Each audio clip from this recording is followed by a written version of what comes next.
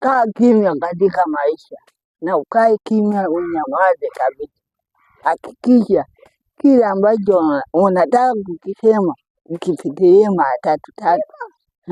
Maneno mengi hayakutoi kwenye hayo unayoyapitia, kwa sababu huwezi jua ukinyamaza ndio sehemu ya kuvuka kwako. Hebu kaa kimya, uwasikilize watu wanataka nini katika maisha yako. Kaa kimya pale ambapo watu wengi wanakuja na maneno magumu, lakini wewe ili uwe salama inabidi ukae uwasikilize. Kuna muda mwingine kusikiliza maneno ambayo yasiyofaa ni ngumu sana, inahitaji roho ngumu katika maisha yako. Lakini kuna wakati mwingine hata uwezo wa kustahimili unakuwa hamna, kwa sababu maneno yamezidi kipimo.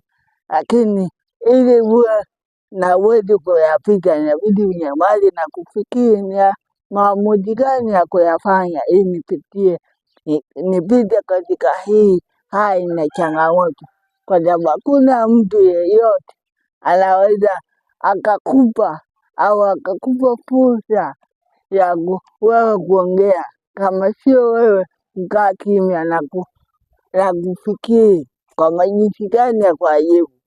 Watu wengi wanasubiri majibu ili wakuhukumu, ila kwa sababu wewe utatumia hekima na maarifa kuamua, itakuwa ni rahisi kwako kuondoka katika ile hali.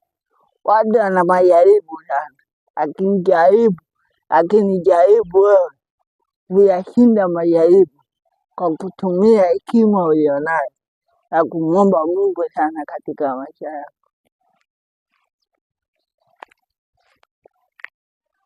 Watu wengi katika haya maisha hawajui kwamba uamuzi au maamuzi ndiyo ambayo yanatuendesha katika haya maisha. Ukikosea kuamua, umekosea hatima yako. Hebu jaribu kuamua mambo ambayo wewe mwenyewe umeyafikiria mara mbili. Kuamua ni jambo muhimu sana katika haya maisha, lakini kuamua bila kufikiria inaweza kukupa picha ambayo wewe mwenyewe utaonekana kituko. Hakikisha unatafakari sana maamuzi yako yaonekane ya manufaa katika maisha yako.